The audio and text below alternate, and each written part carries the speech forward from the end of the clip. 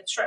સાબરકાંઠા જિલ્લા પ્રભારી મંત્રી બલવંતસિંહ રાજપૂતની અધ્યક્ષતામાં સમીક્ષા બેઠક યોજાઈ। સાબરકાંઠા જિલ્લાના પ્રભારી મંત્રી અને ઉદ્યોગ નાગરિક ઉડ્ડયન શ્રમ અને રોજગાર મંત્રી બલવંતસિંહ રાજપૂતની અધ્યક્ષતામાં કલેક્ટર કચેરી સભાખંડ ખાતે સમીક્ષા બેઠક યોજાઈ હતી।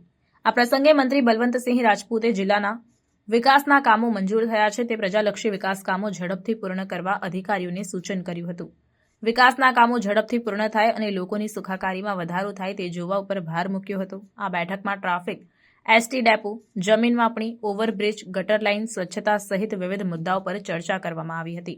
આ બેઠકમાં નગરપાલિકાઓના વિકાસ કાર્યોની સમીક્ષા કરવામાં આવી। ઉપરાંત વિવિધ યોજનાના લાભાર્થીઓને લાભથી વંચિત ન રહે અને ઝડપથી લાભ મળે તે અંગે જણાવ્યું હતું। આ બેઠકમાં જિલ્લાના અધિકારીઓએ વિકાસના કામો કયા સ્ટેજે છે અને કેટલી પ્રગતિ થઈ છે તેનો રિપોર્ટ પ્રભારી મંત્રી સમક્ષ રજૂ કર્યો હતો। આ બેઠકમાં હિંમતનગરના ધારાસભ્ય વીડી ઝાલા, ઈડરના ધારાસભ્ય રમણલાલ વોરા, જિલ્લા કલેક્ટર ડોક્ટર રતન કંવર ગઢવી ચારણ, જિલ્લા પોલીસ વડા વિજય પટેલ, ઇન્ચાર્જ જિલ્લા વિકાસ અધિકારી પાટીદાર, નિવાસી અધિક કલેક્ટર સુશ્રી કૃષ્ણા વાઘેલા, અગ્રણી કનુભાઈ પટેલ, અગ્રણી વિજય પંડ્યા સહિત વિવિધ અમલીકરણ અધિકારીઓ ઉપસ્થિત રહ્યા હતા।